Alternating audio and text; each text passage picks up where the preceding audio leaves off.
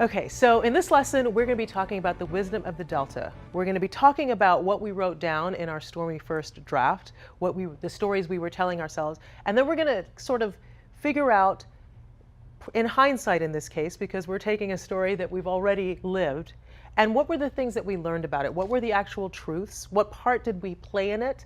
And what learnings do we have as we come out of this? Sort of those aha moments.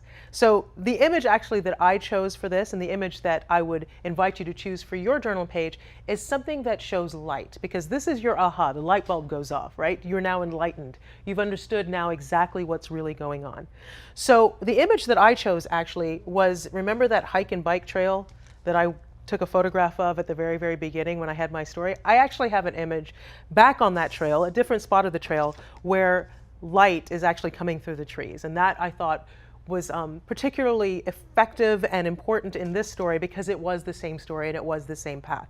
But you can choose whatever light image that you would want.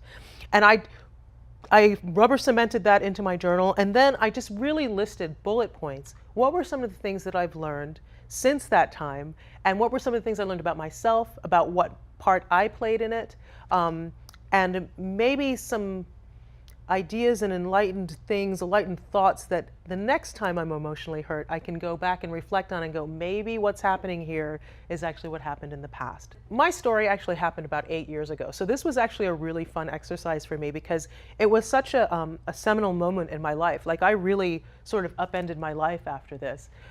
It was so fun to kind of go back and think about, well, what did I learn through that? And so this is the list that I came up with, and honestly, I probably could have come up with a whole lot more. It's all the space I had at the time, but I probably could have come up with a whole lot more and just written all over the image, actually, if I wanted to. One of the things is when bad things happen, it's not always about me.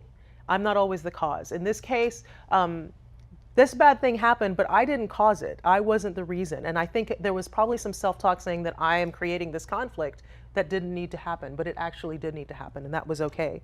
You know, I came up with all these ideas. He's trying to get me fired. He's trying to, he has it out for me. You know, sometimes it doesn't really matter. Like, I don't really need to know what the motivations were behind that attack in this particular case.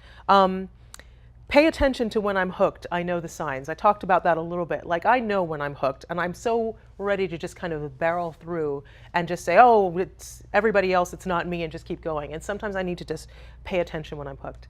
The next one I highlighted, it says breathe, breathe, breathe, breathe, breathe, because I always forget to do that. I forget to stop and take a breath and really just get centered again. So that was a huge lesson for me, one that I continue to try to learn. Once I get curious and remember my values, I'm going to make the right decision 99% of the time. And that is really true for me. If I really stay with my values, 99% of the time, I'm going the right way. I'm going the right path. And then my final one was, did I mention breathe? Because that's probably the biggest lesson that I always have to learn, is just to stop and take a breath. So that's mine. Let's take a look at what other people have said as well. The person who shared this one, which it looks like it's a sunset, I'm thinking, sort of a vista, she wrote down, or he wrote down, what did I learn? That I need to set boundaries, I need to speak up, I need to set expectations. I can't assume that people are different from what they've shown. That's a big, big learning there. I love that one. I'm okay without him. That's a huge one, is when you're talking about personal relationships and stuff like that, that I'm going to be okay. This other one, another delta, what I've learned, loved ones care even when it doesn't look like it at first. That's a lesson I have to learn as well. Critical thoughts mostly come from myself versus from outside, that I'm self-critical. So what your delta, what your learnings might be, could be totally different from what I've shared. It could be exactly like what I've shared. Just spend a moment reflecting on your story and what you learned, and record them in your journal. So those were my aha moments. And you can see some of them are really big and some of them are simple. It's sort of like that light coming through the woods, or just a simple light on a flower. And what you're going to find, I think, as you go through your process, that you might find a revelation that is huge, this aha moment that you hadn't even considered before. And some of you might find that, you know what, these are really simple little things and they don't feel huge. It doesn't feel like a big thing. That's okay.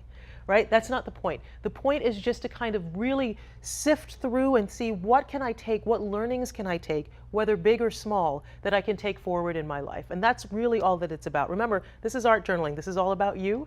This is about your personal time with yourself. There's no right or wrong way to do this.